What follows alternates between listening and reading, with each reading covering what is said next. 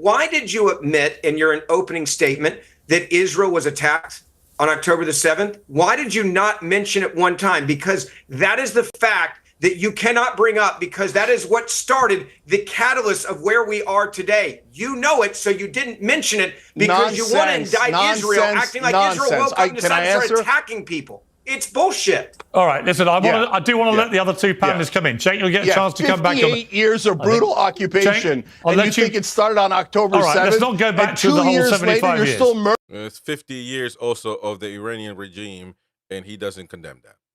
Murdering Palestinians, still murdering Palestinian children for sport. Gentlemen, there are 4 panelists, please. So, okay, you love genocide, I got it. There are 4 panelists, guys. There are 4 panelists. You can come back on in a second and have further thoughts.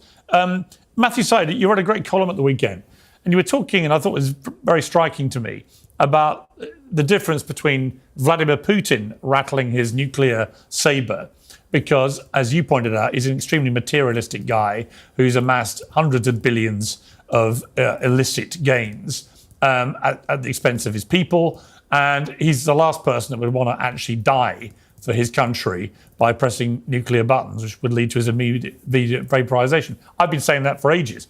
However, it is a different thing when it comes to Iran. There will be people there with very fundamentalist ideals who might think, if they're cornered, who might think if there's nothing else they think can get them through, who might think nothing of using a nuclear weapon if it came to it. And with the same kind of nihilistic attitude that we saw from Al-Qaeda, that we saw from ISIS and so on. That's right. I mean, just a couple of quick points. Firstly, I like to think of myself as broadly pro-Israel, but I think, like you, feel that the destruction that has been visited upon Gaza is a moral, political and strategic calamity. When it comes to Iran, the reason I think that the logic of nuclear deterrence won't work is because they are, many of them in the regime, religious fanatics. They believe they have absolute truth. And the psychology of that is very interesting. It means that anyone who doesn't subscribe to their truth is an infidel, and that they are wrong.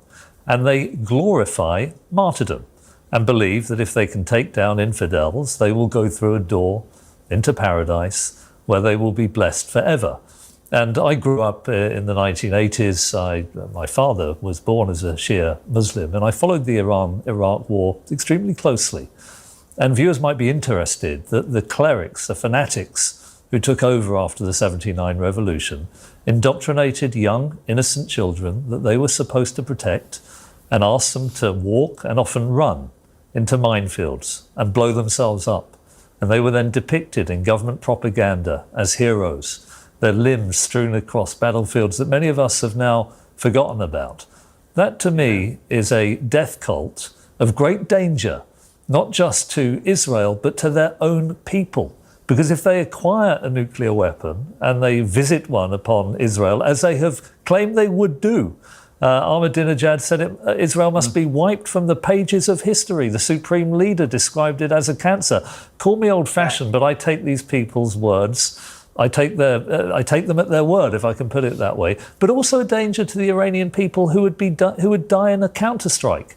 And by the way, my views of the regime in Iran are corroborated by 70% of the Iranian people, a fantastic people, an ancient civilization, most of whom have been immiserated by this regime that has also destabilized the wider region through proxies and Hamas and Hezbollah. And as you say, Hamas is genocidal.